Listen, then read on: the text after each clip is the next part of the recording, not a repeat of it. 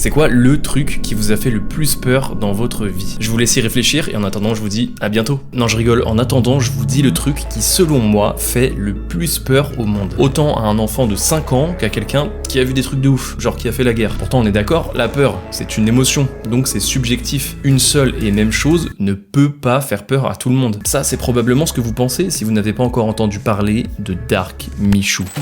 Connard va.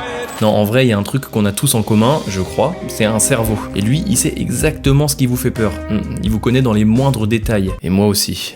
Si pendant les 24 heures qui composent une journée, il y a un moment où on n'a pas du tout envie qu'il nous en fasse la démonstration, c'est la nuit, pendant qu'on dort. Maintenant, s'il vous plaît, abonnez-vous, parce qu'après vous allez cogiter, vous aurez plus envie, je connais ça. Là, je vais pas vous parler de faire un cauchemar quelconque, mais bien des paralysies du sommeil, les frissons. En fait, il y a une phase du sommeil, le sommeil paradoxal, où le cerveau est très actif. C'est le moment où on rêve. Et justement, pour éviter qu'on ne vive un peu trop nos rêves dans le lit, et qu'on commence à bouger comme si c'était la vraie vie, il y a un acide aminé, la glycine, qui va inhiber l'activité musculaire. Donc quand on rêve, on est paralysé. Et comme le monde est bien fait, la glycine se dissipe juste avant qu'on se réveille et on retrouve notre tonus musculaire. Mais s'il se dissipe pas, parce qu'on est mi en train de rêver, mi éveillé. Bah là, l'enfer commence. Vous voyez bien que vous êtes dans votre chambre, mais vous êtes en incapacité totale de bouger, paralysé, à cause de la glycine qui continue de faire effet en pensant que vous rêvez. Mais votre cerveau, il comprend pas. Faut vite qu'il trouve une justification, parce que lui, il sait que vous êtes réveillé. Mais, comme vous êtes aussi à moitié en sommeil paradoxal, bah il va vous faire rêver cette justification. Vous allez avoir une hallucination de la cause de votre paralysie. Et là, votre cerveau va être pris d'une soudaine créativité.